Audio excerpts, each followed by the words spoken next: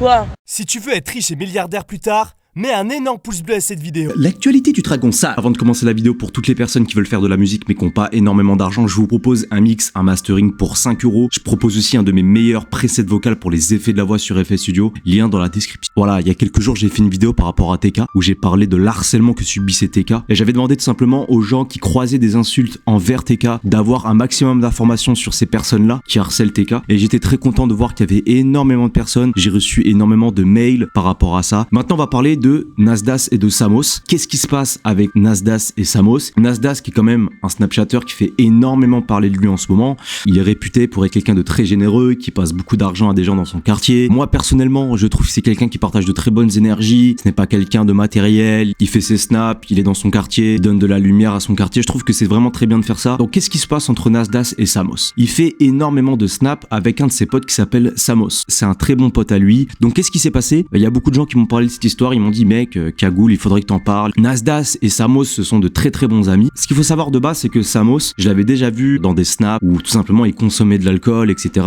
et qu'il était très critiqué par rapport à ça. Il y avait des gens qui reprochaient à Nasdas de continuer de parler à Samos sous prétexte de la religion parce qu'il buvait de l'alcool, il faut arrêter de lui parler, ce genre de choses. J'avais vu ça, c'est il y a quelques semaines que j'avais vu ça. Et donc là, on a appris tout simplement que Samos aurait été vu au centre-ville de Perpignan, complètement bourré, à moitié à poil, en train de faire des Snapchats. Viens m'arrêter. Quoi? Énormément de personnes ont réagi par rapport à ça. Nasdas, lui, a réagi dans sa story. Apparemment, il se balade avec des bières ou je sais pas ce qu'il faisait. S'il y en a un parmi vous tous ou une, la chaîne. En 10 jours, je l'ai vu 2 fois, la chaîne. Son père, sa mère. Aujourd'hui, je suis allé les voir. Même eux, ils comprennent pas.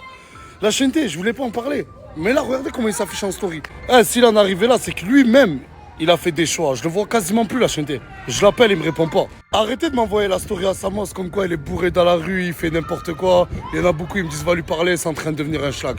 Moi, je les force en rien du tout. Ça reste mon frérot. En disant que malgré le fait qu'il boive énormément d'alcool, Samos, ça restait dans tous les cas son frérot. Donc ça, je pense que déjà, c'est une très belle réaction. Ensuite, voilà, il explique tout simplement que ça fait plusieurs semaines qu'il a pas vraiment contact avec lui, qu'il se voit pas énormément comparé à avant. J'ai vu beaucoup de réactions de personnes par rapport à Samos, que ça soit sur Twitter, sur TikTok ou même ailleurs, de propos haineux envers Samos parce qu'il consomme de l'alcool et parce que il serait de confession musulmane. L'alcool dans l'islam, je pense que tout le monde le sait, c'est interdit. Je ne connais pas très bien l'islam, mais il me semble que c'est un énorme péché. J'ai vraiment vu des commentaires extrêmement durs par rapport à lui. C'est quelque chose que je vois beaucoup sur les réseaux maintenant, c'est de justifier des propos haineux par la religion. De toutes les religions, j'ai vu de n'importe quelle religion, je vois des gens sur les réseaux pour n'importe quelle histoire qui justifient des propos haineux par rapport à la religion. Alors moi, en tant que chrétien, je sais pas si c'est la même chose chez les musulmans, mais j'imagine que oui, la haine ne vient pas du Christ. Le fait de reprocher un péché